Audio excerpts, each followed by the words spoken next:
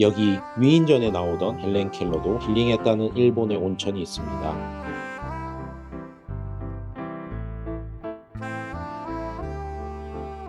바로 나가사키 운젠 온천.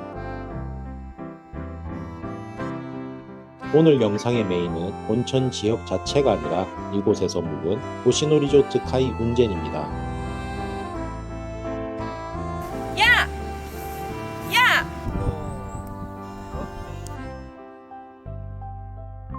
운젠은 당일치기로 끝나기엔 아깝습니다. 최소 2박은 해야 이곳의 장점이 보입니다. 그래서 이번엔 급하게 많이 보는 여행이 아니라 느리게 쉬는 여행으로 다녀왔습니다. 이번 여행의 목적은 명확합니다. 운젠은 해발 약 700m, 나가사키 시마바라 반도 산속에 있는 온천지입니다. 약 1300년 역사를 가진 곳이고 일본 최초 국립공원 지역 안에 있는 온천지로도 알려져 있습니다.別府처럼 화려한 온천 관광지가 아니라 조용히 온천 자체에 집중하는 타입입니다.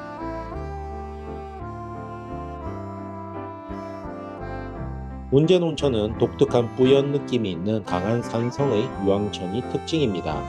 물이 약간 따끔하게 느껴질 수 있고 온천 후 피부가 보송해지는 타입, 그리고 해발이 높아서 여름에도 비교적 시원한 편이라 예전에는 피서지로도 이용됐습니다.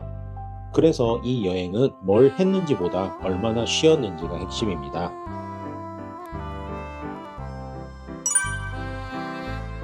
이제 오늘의 메인 호시노 리조트 카이 운젠을 알아봅시다. 이 호텔은 가격부터 알고 봐야 합니다. 호시노 리조트 카이 운젠은 식사 불포함으로 2인 1박에 약 30만원 정도부터 보입니다. 그런데 솔직히 말하면 석식을 빼고 숙박하면 이 급의 호텔에 오는 의미가 반쯤 사라집니다. 그래서 기준은 이렇게 잡는 게 현실적입니다. 조식과 석식 포함 2인 1박 약 54만원 정도.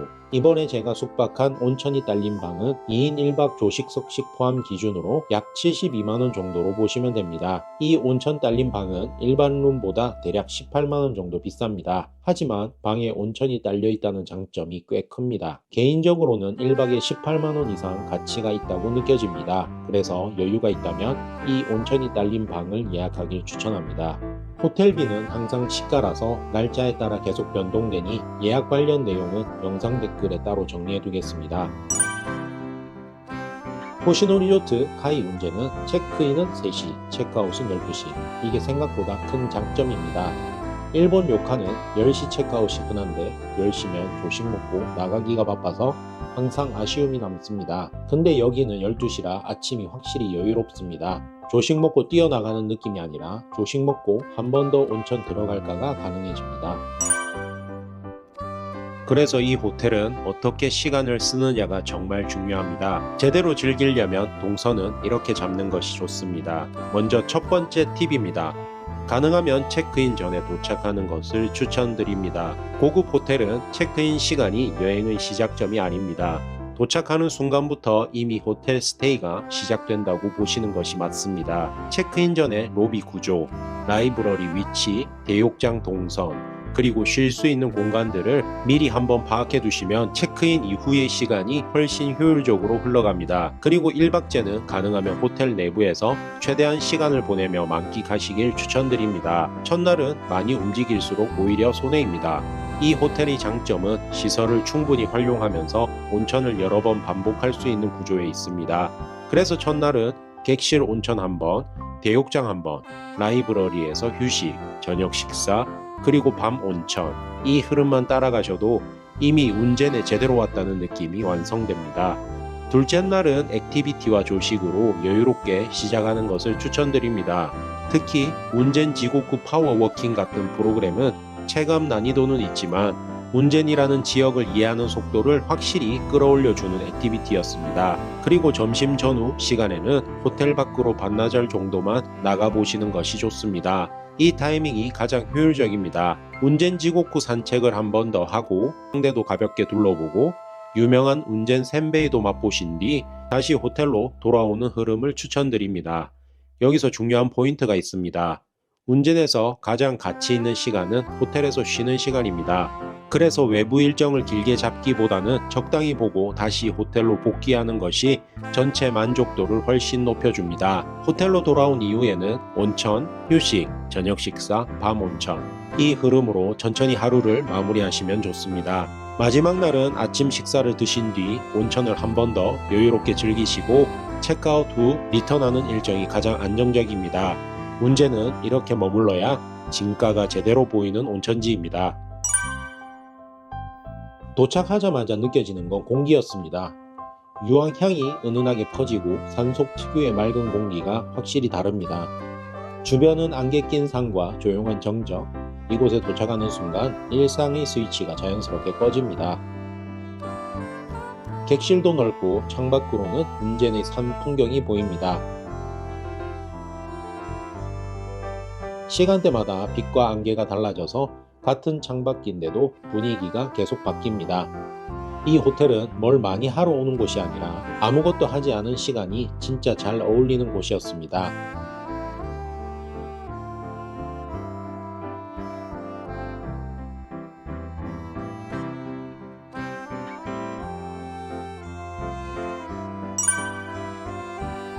로비에선 웰컴 커피를 마시면서 바로 앞에 있는 운젠 지곡구를 그대로 바라볼 수 있습니다.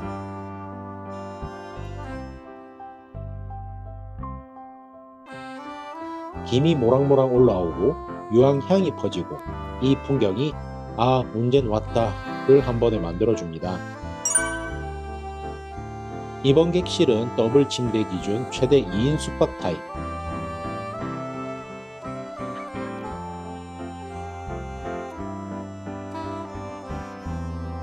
여기서 중요한 포인트가 하나 있습니다. 이 호텔은 보통 말하는 노천탕 포함 객실이라고 부르지 않습니다. 이곳은 객실 포함 노천 온천이라는 표현을 씁니다. 객실에 노천탕이 붙어 있는 게 아니라 노천탕이 객실의 일부로 같이 구성된 느낌입니다. 실제로 써보면 이 표현이 이해됩니다. 탕에서 나온 뒤 바로 쉴 수 있는 탕 후 휴식 공간이 따로 있습니다. 온천과 휴식 이 흐름이 객실 안에서 자연스럽게 이어집니다.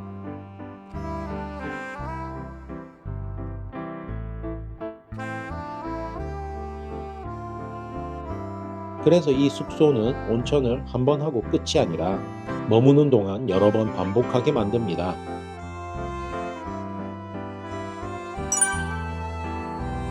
운젠 온천은 원래 온천을 운젠이라고 읽을 정도로 온천으로 유명했던 곳이라는 말이 있을 정도입니다.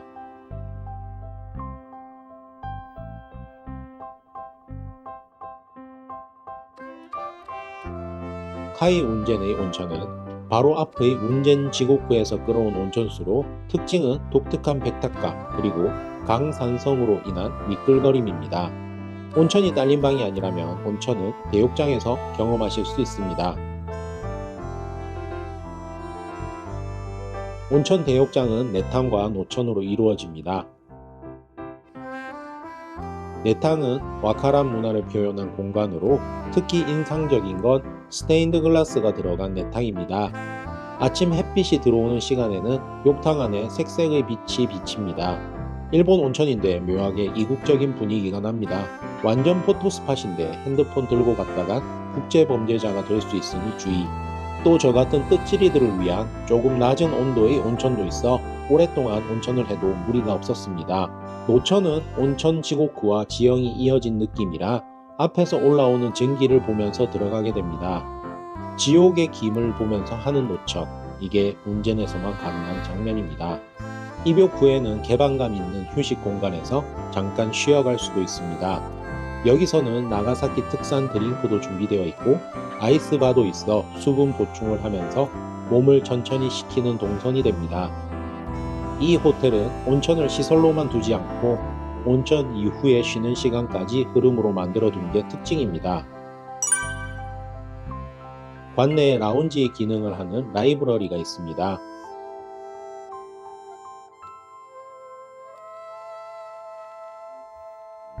운젠의 역사, 문화, 자연, 공예, 그리고 이 지역에 전해지는 이야기책들이 준비되어 있고 커피 머신과 허브티도 있습니다.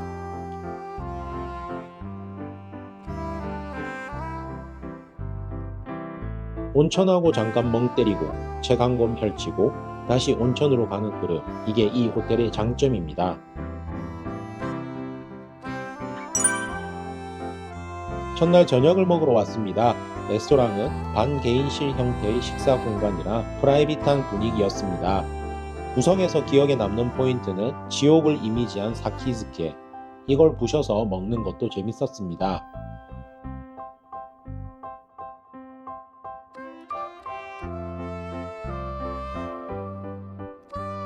나가사키 발상 시포쿠 요리를 이미지한 호라쿠모리,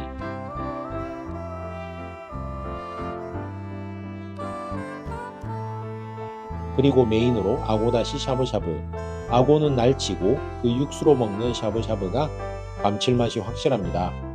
마무리는 나가사키 명산 고토우동, 면이 얇고 쫄깃하고 육수를 잘 머금은 타입이라 마무리로 좋았습니다. 첫날 저녁은 전반적으로 정리되는 맛입니다. 과하게 자극적이지 않고 몸을 데우고 자연스럽게 온천으로 이어지는 구성이라 온천 숙소다운 흐름이 아주 자연스러웠습니다. 둘째 날은 확실히 더 묵직하고 볼륨감이 있었습니다. 나가사키 시마바라의 바다와 산, 식재료를 바탕으로 일본식 기반이지만 일식, 양식, 중식의 문화가 교차하는 나가사키다운 요소가 들어가 있었습니다.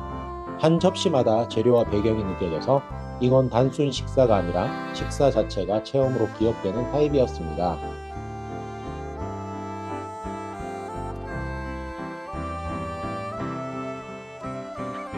아침은 타이 브랜드가 자주 강조하는 모토우치 아침 느낌이 확실했습니다. 호시노 리조트 카이 운제는 시마바라 지역 향토 요리 부조니가 메인으로 나와 아침에 부담 없고 따뜻하게 시작하기 좋았습니다. 식사를 추가하면 금액은 2배 비싸지지만 추가할 수밖에 없는 이유가 여기에 있습니다.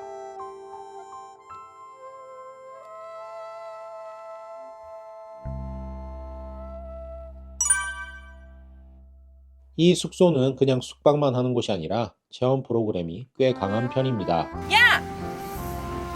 운젠 지고쿠 파워워킹은 아침에 하면 생각보다 하드합니다. 단순 산책이 아니라 걷는 중간에 스트레칭과 운동을 섞어서 몸 전체를 쓰게 만듭니다.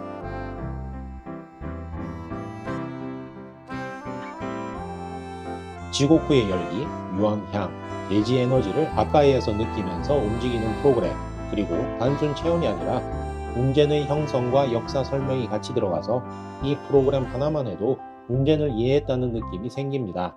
또 하나 인상적이었던 건 활판 인쇄 체험입니다. 나가사키가 활판 인쇄 시작의 뿌리가 있는 지역이라는 점을 살려서 직접 활자를 고르고 조합하고 인쇄까지 해봅니다. 완전 아날로그 작업이라 자연스럽게 무심해지는 시간이 생기고 완성품은 여행의 기념으로 남았습니다. 운전에서 보낸 시간을 형태로 남기는 체험이라는 점이 좋았습니다.